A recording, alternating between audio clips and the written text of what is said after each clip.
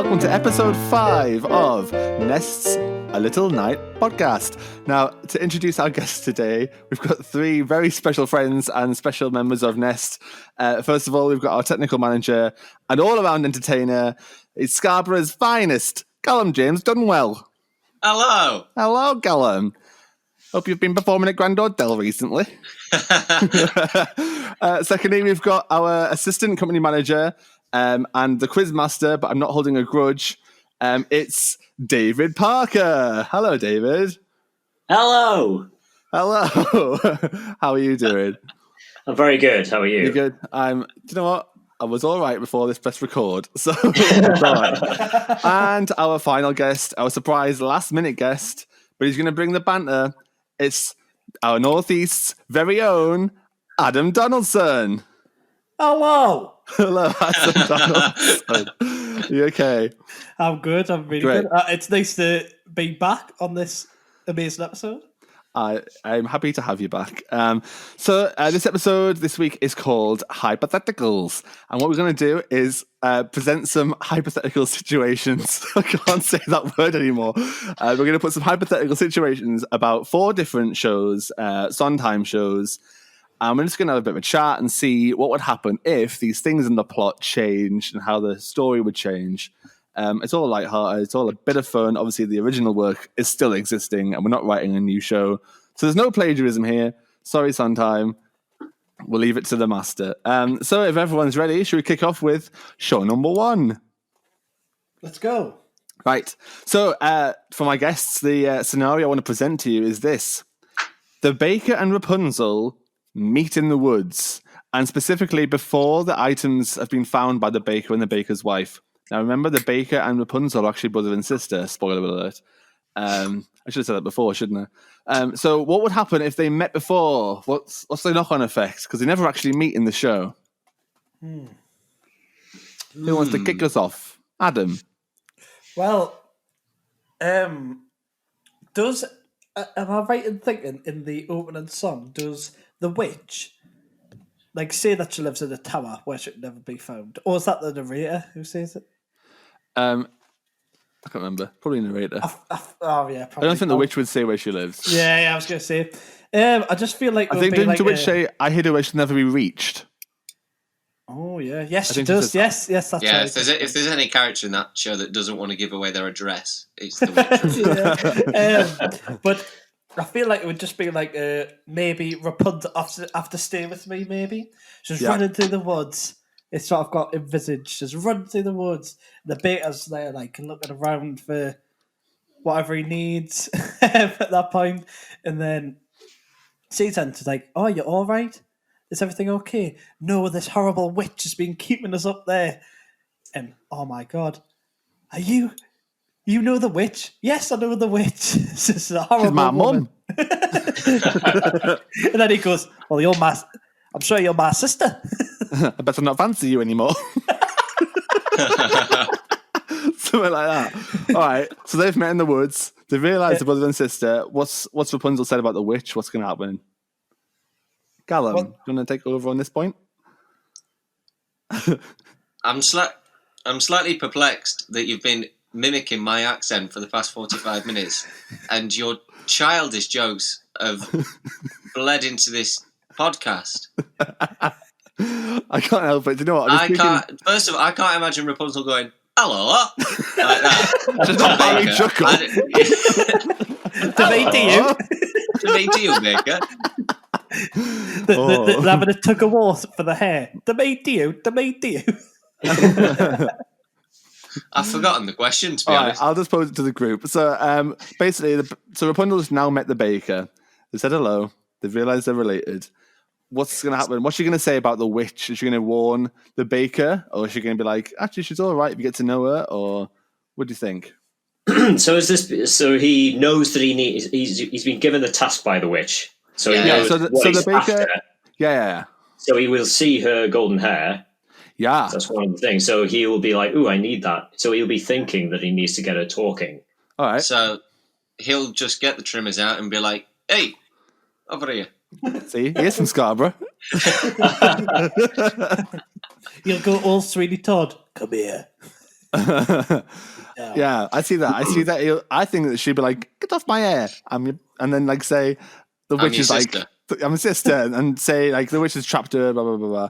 So I think the baker would then not trust the witch to fulfill her promise. I think he'd be like, "Right, well, she's obviously a bit sinister, and I didn't know this about her." Yeah, I reckon there'll be like I mean, I'm joking, but it's the only way that I can get this into a Sondheim thing. But I reckon there's like an argument over the witch. Like Rapunzel's like, yeah, she's not very nice, but if you get to know her, she's lovely. And then obviously the baker's realising this, and like Darth Vader, he goes, Rapunzel, I am your brother. And she's like, no, that's impossible. And then but I'd go maybe it'd be like Team Siblings and Team Witch from then on. Yeah, I could see that. Show entirely. Yeah, I think it becomes more of a family affair. Like it's nice that they've met now, which we don't get in the actual show, so they could really like strengthen that bond, and then take on the witch using the power of love and family and all that. All those Christmas things that we have. Cool. Well, that sounds like a good outcome. We're happy to move on to our second hypothetical. Yes. Fantastic. Yeah. All right. So now we're going to make it a journey into a darker show. And we're going to go into the journey of Sweeney Todd. And this time, we're going to take the scenario that the judge recognizes Sweeney as Benjamin Barker earlier in the show. So not right at the end. And we won't give away the ending because we're doing it hopefully soon. So we want the audience to come and see us. The judge is going to kill Sweeney Todd probably at the end of Act 1, or just, the first time that he goes for a shave, he's going to recognize him the first time, not the second time. Okay? How does that have an effect? How does it influence Anthony and Joanna? Sweeney's gone. Judge has now realized that that he was Benjamin Barker. Well, the beggar woman wouldn't die at the end, would she? No. And she's already recognised him, hasn't she? She recognised him right at the start, straight away. Yeah. I feel like she'd go even more crazy, like if she found out, because obviously the judge just put all that turmoil onto her, and now the only person, like the person who she loved, Benjamin Barker, so Sweeney Todd, has now also been killed. So I feel like obviously everyone, like at the start of the show, thinks like this woman is crazy. I feel like it would just be like even more like deranged, crazy in the mind. So would he perhaps want to make him suffer before he died, before he killed him in some way? So would he know that Lucy is still alive, and would he identify that as a bit of a there's a plot. Does the judge know Lucy's alive? Because I think from what I read, I might be wrong, but I think what I read is that she attempted the suicide, but the thing she drank made her go mad, so he might have thought she's dead. I don't know, he might not. But she didn't commit suicide, so she went mental instead. I don't know. Well, do you know what? It's hypothetical. Let's say that he did know that she was alive. Carry on. Yeah, and he kind of didn't kill her, but got rid of her. Like, he doesn't seem to do his own murdering, does our judge, does he? No.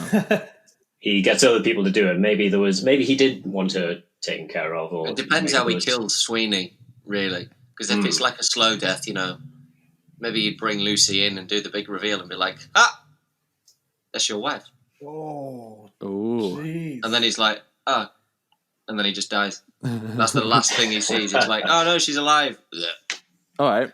What about for Joanna then? So she's she'll now know, because obviously they'll go back to her, that her fake dad has killed her actual dad that she never had. Yeah, he brings her in as well. It's like Wheel of Fortune. They're just bringing relatives around when he's on his deathbed.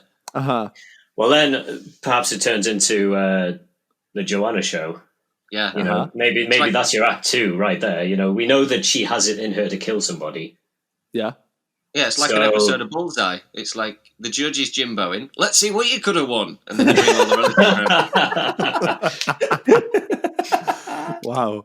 All right, so Joanna's going to go on the rampage then, yeah? And I think that's a fairly solid idea for an Act 2, especially in this bullseye climate. Oh no, you're suggesting. Yeah, I think it could even turn into the Harry Hill show, who'd win between Joanna and Judge Turpin? There's only one way to find out. Right! We have that going on. What about Anthony? What's Anthony going to do? He's realised that the person who's brought him across the ocean, well, he's brought him across, but the person he's travelled across the ocean with is now dead because of the judge, who he doesn't like anyway. Is he also filled with rage? I reckon he'd be more desperate to get away. Yeah. With Joanna. With Joanna. Because obviously, at that point, he loves her. Like, it's kind of the premise of his character. He doesn't really think about much else, does he? Like, the whole thing is based on, like, he loves Joanna. He wants to take her away, start off fresh. So I feel like he would just want to do that even more. He is the pacifist in this entire scenario. So he's a bit boring, really. Yeah. Oh, he's very like much so. Teenage, like 14-year-old, who's like, "Oh, my first kiss." He's the wettest character ever there was. So we'd be wanting, even literally if Joanna, metaphorically. Yes. Wow. Even if Joanna goes on this hell-bent murdering spree, he'll want her not to. He'll want to run away, and maybe that causes a bit of conflict between the two of them. Ooh, yeah. 'Cause she'd be like gagging for the fight, and he's like, "No, be safe, come home." Like he's killed Sweeney, and Sweeney's already pretty bad. And that's their first lovers' tiff. Yeah, and then where you were going to go with that, then, Tim? Well, obviously to the plot line that I'm hypothetically proposing to you. And they can run away to a hotel. Anyway, go up north. All right, so just for everyone that's listening, we've got a running joke of the Grand Hotel in Scarborough. So every time you hear anything to do with Scarborough or the Grand Hotel, that's what it is. It's just... I just don't think it's fair that you've dragged it into this podcast series. Everyone needs to know about the amazing Grand Hotel. I'm not doing it. It's not fair. You gotta tell us one fact. Go on, Callum. You're going to really make me explain this on this platform? I mean, you know what? The listeners will love it. Well, yeah, because Tim and Adam came to visit me in Scarborough. We had a nice day out, and we were passing the Grand Hotel, which is on the beach. I says, "Have a look at that, boys. Have a look at that hotel up there. Did you know that it's got 4 towers for each of the seasons, 52 windows across for each week of the year, it's 12 floors... 12 floors for each month of the year, and it's got 365 rooms for each day of the year. And it's shaped like a V, because Victoria was the reigning monarch when it was built. And for some reason, my lovely tour guide experience that I was giving my friends on their visit, they've just not left it alone since. And every time I speak to them now, it's like, "Would you like to go to Grand Hotel?" It's more Tim, to be fair. It is, Tim, because every time I ring one of you, you're like, "Hello." But anyway, I definitely think maybe Anthony and Joanna, maybe could go up north. Yeah, thank you, Adam. Segue back into the actual thing of the podcast. All right, cool. I found that fascinating, Callum. I found that absolutely fascinating. I loved it. It was interesting, to be fair. You never know. Season 3 could have an episode in the Grand Hotel. With Callum's connection. We'll do it. A feat of architecture. Yeah, absolutely. Cool. Right. Well, let's move swiftly onwards to an older show now. This is the first show that Sondheim worked on as a lyricist, and it was to impress the mighty Leonard Bernstein and choreographer Jerome Robbins. And this is, of course, West Side Story, the adaptation of the Romeo and Juliet play that we all know. And so let's the scenario. I'm omitting love because some people don't like Shakespeare. So we all know it though. So the scenario I'd like to propose is this: at the end of Act 1, obviously there's the kerfuffle under the rumble, the drive, what's it called? Highway overpass. And in the fight in the show itself, Tony kills Bernardo. However, hypothetical is this: Bernardo kills Tony Tony's dead, end of Act 1. How is that going to affect the plot? How does it affect the relationship between Maria and Bernardo, his sister? How does it affect the gang's relationships? Anyone want to start us? You do get the classic line. You do get my favourite line in West Side Story. It's a Chino, isn't it? Chino? Say again? He killed your brother! You don't get that. That's your favourite line. I don't know why. The best line of the show. That isn't in it. So I guess that gets good. But David, I'll let you go on. Well, I think that the biggest implications for that is the gangs. That is just all-out war because Tony was... Well, Riff was the leader. Then, the second was Tony. Pretty much, he was getting back into it. They managed to. He was the main guy in the fight. So with those two gone, it's left to action, and action is all about the action. He's, it goes in such a direction, even with Tony still alive, that you get that infamous scene in the second act when they're at docks with Anita. And so if they're willing to go that far with that, with Tony still alive, with some kind of pacifying force, then, it's just all out gang war. Yeah. I like that. What about sorry to stop your toes, Tim, but what about if it was the other way around? Say Tony doesn't get into it, but Riff kills Bernardo. I think that would be such an interesting story, because I can't see somebody who would step into Bernardo. I feel like that would be the Jets victorious. Do you think that all that the Sharks are all talk, apart from Bernardo, they'll kind of hide behind him a bit, really, and they're a bit like, we kill you, but then they're actually not going to kill him because Bernardo. Well, it's just a tragedy of the musical that we don't know because the only shark that was given character development was Bernardo. So that's just typical back mentality. Like you're always hiding behind the biggest guy in whatever situation you're in. But then, no, I mean, it's an imbalance between the Sharks and the Jets. The Jets, you get Baby John, you get you get some sort of degree of insight. Yeah, exactly. You get insight into pretty much all of their characters. Diesel's the brawler and all this kind of stuff. But yeah, the Sharks, you literally don't know. They've all got names. Do you think that's a knock-on effect of it being an American musical, and so naturally they obviously know more about the American characters? Yes, Tim. Yes, I do. Was you was agreeing with me there? Yeah, 100%. No, it absolutely genuinely was, and I would the Steven Spielberg one that's coming up. If there was a bit more from the Sharks' point of view, that'd be great. I think that's a even the famous Shark song is "I Want to Be in America." So we want to hear about your background, multiculturalism, guys. I was into one of the Shark characters in I think 2015, I think it was 2016, and that's always something. As a Shark, I was like, oh, you know what? I wish we even just had one more scene because literally the only part that we're in without the Jets was the start of America, and I was just I love West Side Story. It's in my top 5 musicals, but that's one thing that I would change just to give it the Sharks a bit more because really. The only one who you really if you're a Shark fan, the only one who you're behind is Bernardo, really, because you don't really know much about the others. Whereas I feel if you do quite a bit, you do with Action and Arab and Baby John, Diesel, if you have that on the Shark side as well, I think it would be such an interesting story because then, you could. Just know more about them. That's something that I would change. I agree. Maybe that's a hypothetical in itself. What would it be like if the Sharks had developed? If the Sharks were well written. Right. As you say, it was 1950s, wasn't it? When it was written in America. Way back when. It's so let's skip ahead then. So Riff's killed Bernardo.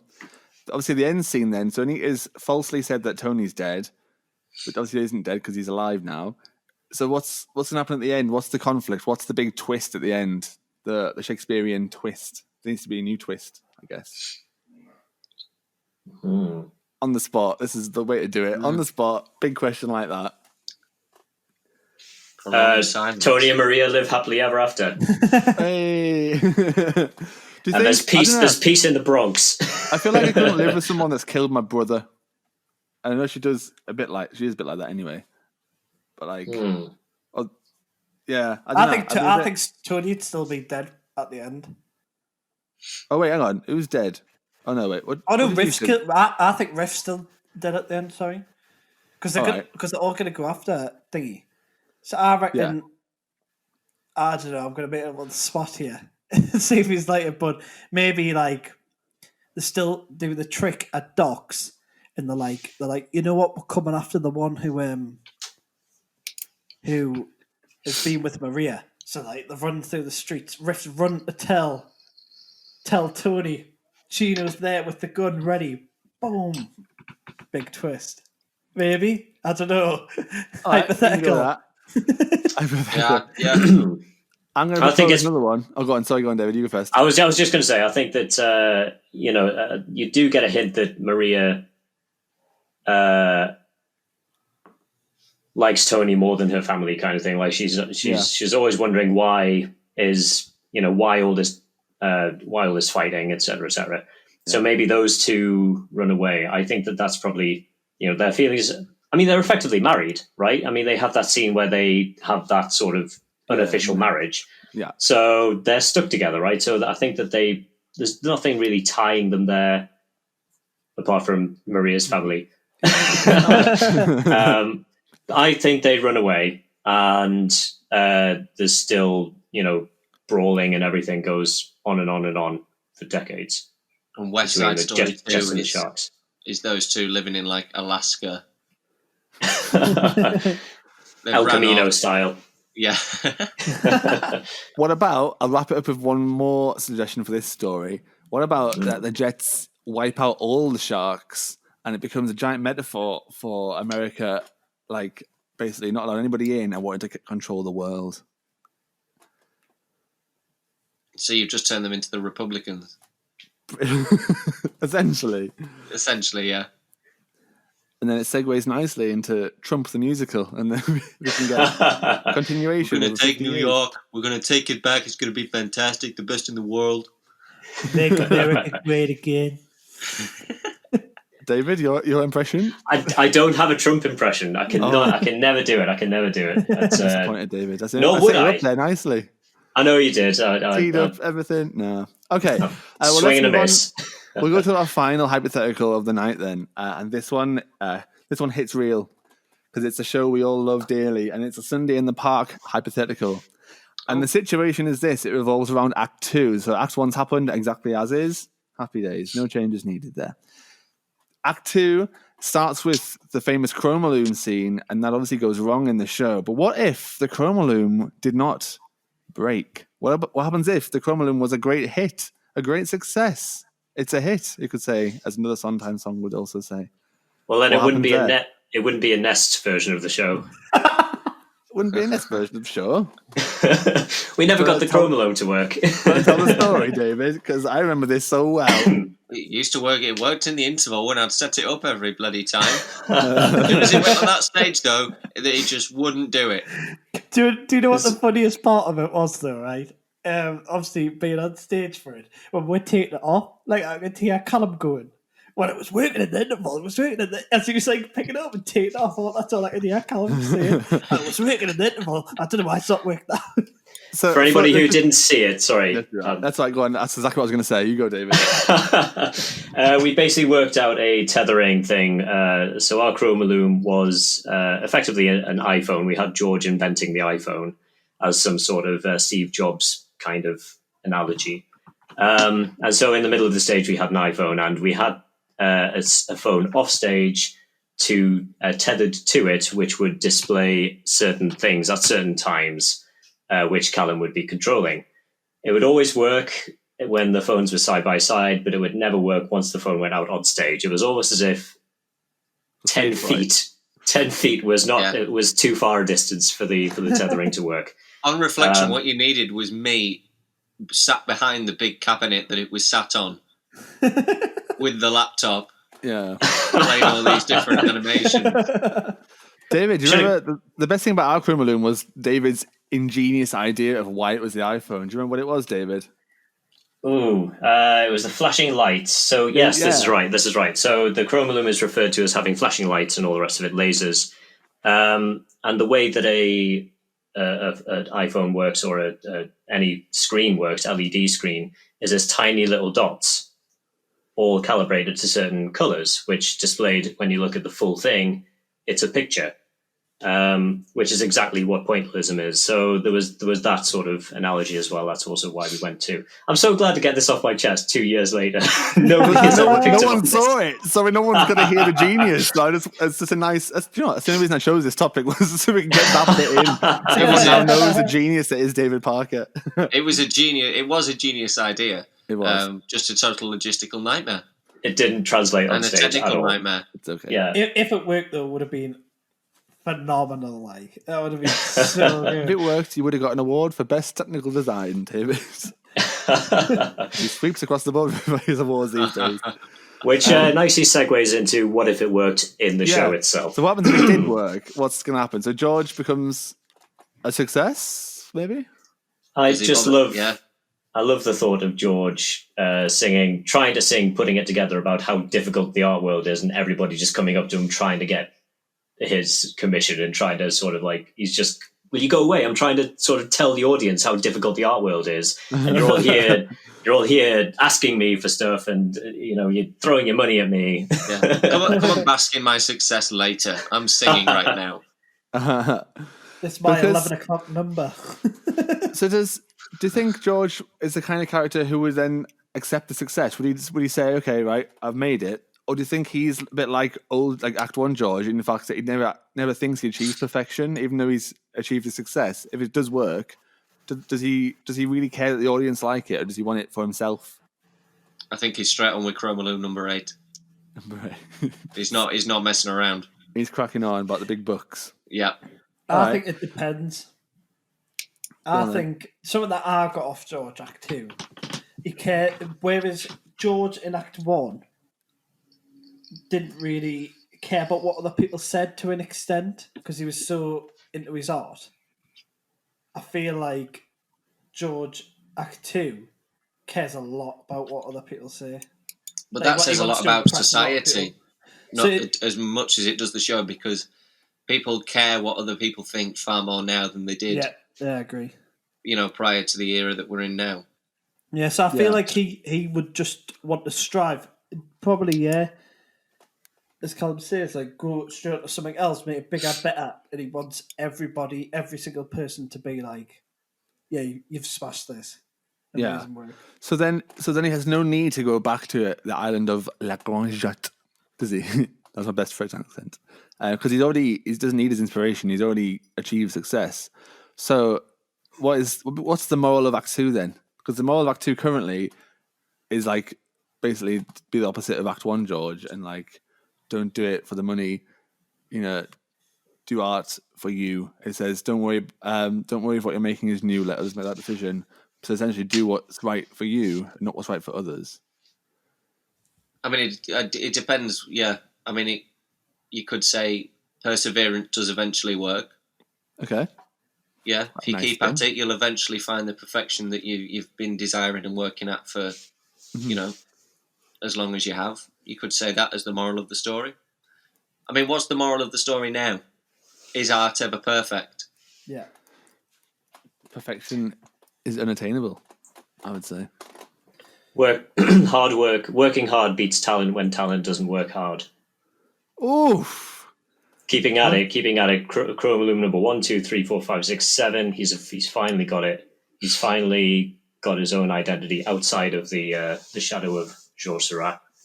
Yeah. Yeah. Is it a good thing though if he's just churning them out for the sake of churning them out, or do you think he still is artistically like very skilled? Like, is he doing a good one every time, or is he just doing it because he can? Yeah, but you could say, well, I mean, that comes back to the whole iPhone thing. Yeah. Well, Yeah. Is there any point? Do you need to keep knocking new ones out?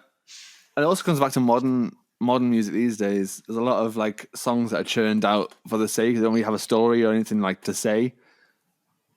It's more about the money than it is about the art. Yeah, I think that's for me. That would be the message for me, is that it's now becoming more about the money than what the artist is trying to convey. And I think that's I mean, there is a line where George is saying that he wants to do something new. He doesn't want to do the chroma looms anymore. So this is something that he just wants to work in order to finance his other projects. So once it's successful, whatever it is, like there's no comment on whether it provides society with a function or whatever, or how much success he actually garners from the success of the chroma loom. But there is the implication that if it is successful, then he will be able to fund his other, with that reputation and probably with the finance. So maybe you've just got to do what you got to do until you have the money and influence and the power to do what you want. You've got to. So you've got to bung it down. There's a line from Scarface, which I don't think is too appropriate for this. I don't think I can say it. Have you heard episode 3? we've passed inappropriate. It's all right. Yeah. No, I think I'll keep that one to myself. But it's basically, you keep pleasing others until you have the power and the influence to do what you have always wanted to do, and stay true to yourself in doing so. Fantastic. I feel like you are paraphrasing there. I feel like there's a little, there's a few words you might have missed out on that. There probably are. Fantastic. Well, that's all for Hypotheticals for this season. I hope you've all enjoyed taking part in this, my guests, and I hope everyone at home has enjoyed listening to it. So thank you, Adam, for joining us unexpectedly. And if anyone from the Grand Hotel is listening, we are looking for sponsorships for season 2. We've done you a lot of advertising today. Yeah, for free. Thank you, Callum, Scarborough's own entertainer. You're very welcome. Very well. And thank you, David Parker. Thank you very much for having me. It's been a pleasure having you all. Join us next week. We're going to be doing an episode hosted by Callum called Cut the Bull, which is a new episode for Nest. So tune in and take part in that. And until next week, good night and goodbye.